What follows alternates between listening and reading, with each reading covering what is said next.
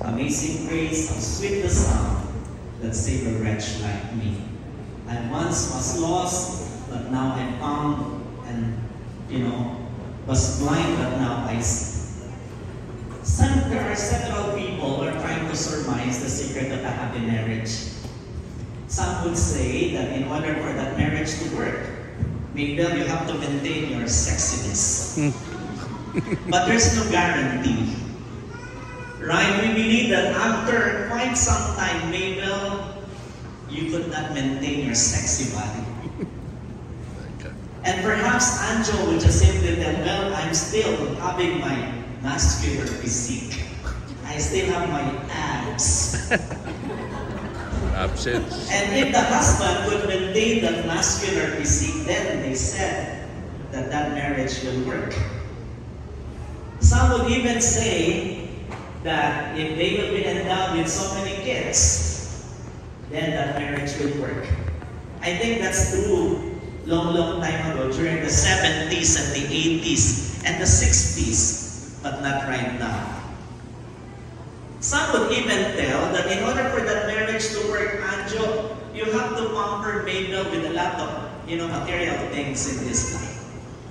Give Mabel money and Mabel will shop.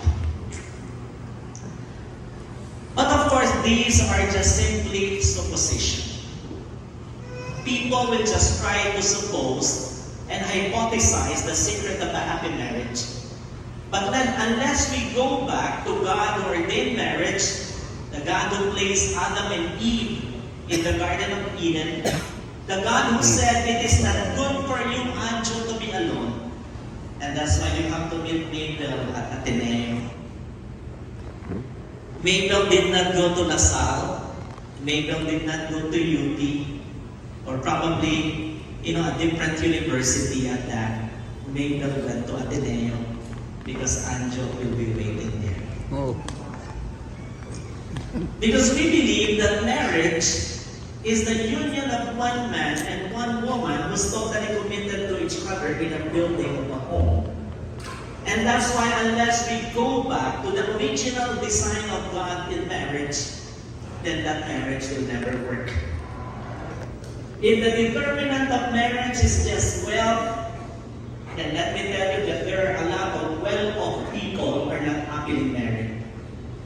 If the determinant of marriage is just the beauty of Mabel, there is a pressure for you to remain beautiful even after so many years, then there's no guarantee that that marriage will work. You go back to God. And you will see that David, in this dedicatory psalm, in Psalm 127, when he said, unless the Lord builds the house, unless the Lord builds your marriage, that marriage, or that house, or those builders are building it in vain. Repetitively, David mentioned the phrase, in vain, and the word unless. So that means there is no magical formula, Anjo and Mabel. Stanley was interviewed about, his secret of maintaining his marriage even before he died. Because they remained happily married even after so many years. And Stanley even mentioned, there's no magical formula. Just marry the right person. You put God into the center of your relationship and that marriage will work.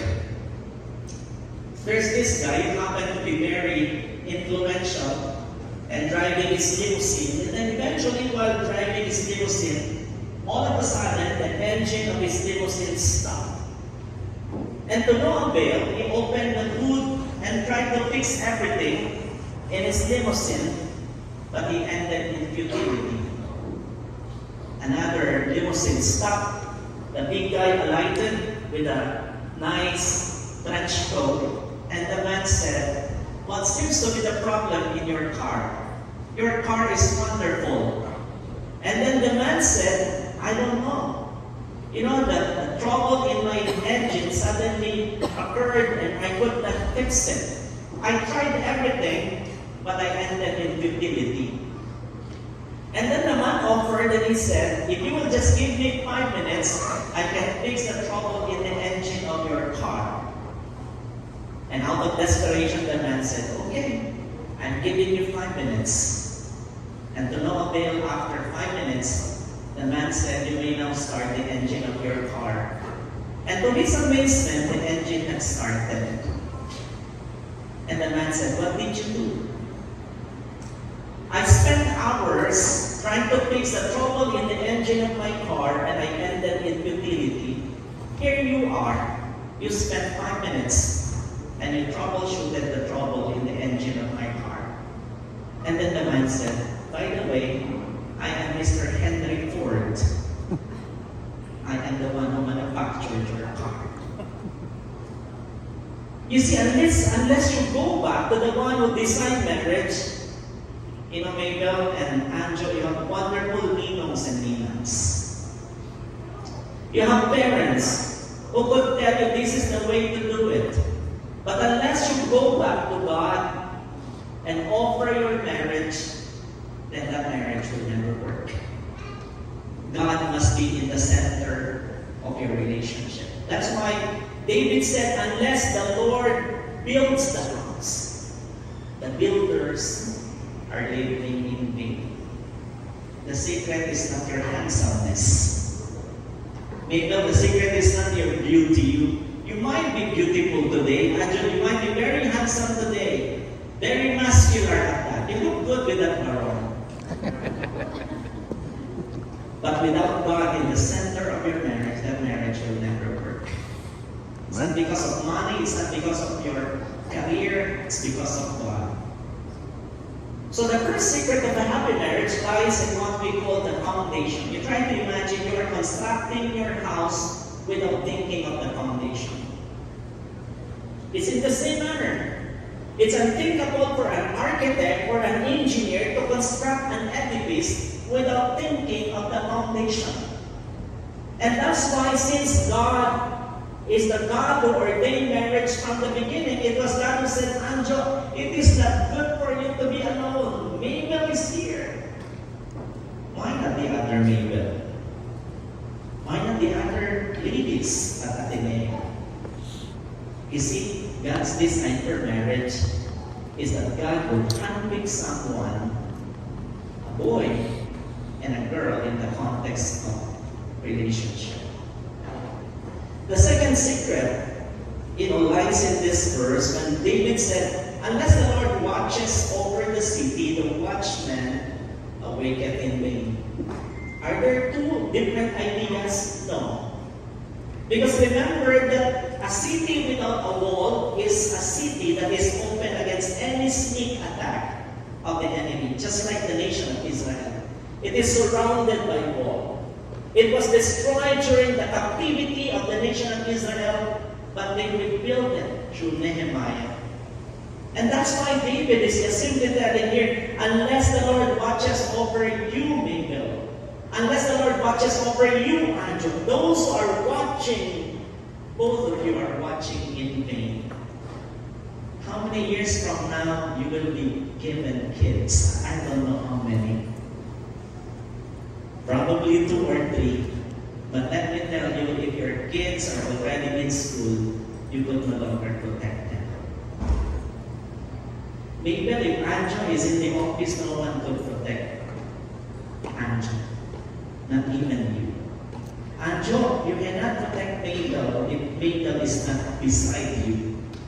And that's why David is just simply telling, again, unless the Lord watches over you, the watchman awaketh in vain, or guarding it in vain. Furthermore, he said, in vain you rise up early toiling for food to eat. I think this is for the Chinese. Because the culture of the Chinese is they love to work. I think if there is one good hymn for the Chinese, that must be work, work, work. Because they love working. They thought that prosperity is just a byproduct of endless toil. But look at David here. David is just simply telling, while you are still sleeping, Anjo and Mabel, God is already pouring out His blessing to you. God is already blessing you because God is our blesser. So that means God is our foundation, God is our protector, and third thirdly, God is the giver of our favor. Look at the next part of the verse. He said, like arrows in the hands of a warrior, so children born from one's youth. Probably this year, maybe, or next year, you will have running kids who's so annoying and cute. But you know, having these kids is not just a byproduct of your masculinity. Because it is only God who can open and close the womb of a woman. If God open it, you will have children. If God closes it, you have to thank God and, rely upon the wisdom of God for everything. So that means the secret lies upon God being the foundation, God being the protector or defender of your marriage, and thirdly, God being the giver of favor. He said, blessed is the man. Anjo, listen to this. Blessed is the man whose quiver, the holder of the arrow, is full of men. So David is telling you, Anjo, how many?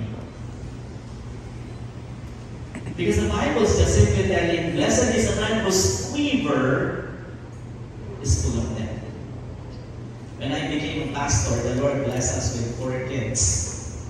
Part of my struggle is how to send my kids to good school. I dreamt that even my last child, my Jethro, will be enrolled at Grace Christian College. When I counted the tuition, I will just pay the tuition and we will no longer eat.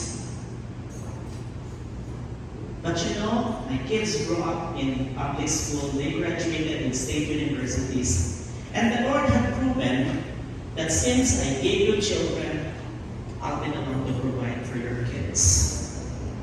We have so many apprehensions in this life. When you ask the rich people, they will always tell you, Pastor, we'll just have 1 or 2. What's wrong with you? But David is just simply telling here, like arrows in the hands of a warrior, so sons born from one's youth. The great missionary, happened to be the last among his many siblings, and God blessed that person to be the greatest missionary that we ever had from before. So make God to be the foundation. It's not something that you will work upon. It is something that you have to decide upon, Anjo and Mabel. Let God be the foundation of your marriage. Let God be the defender of your marriage to protect you. And let God be the person who will continue to bless you even in tough times. Let's pray. Father, we thank you so much. We honor you, Lord, for this wonderful opportunity that we could derive wonderful things from your word. When you have said, unless the Lord builds the house, its builder labor in vain. Indeed, Father, we believe that you are the one who caused the meeting of one man and one woman in the context of relationship and eventually marriage. Be with them, Father.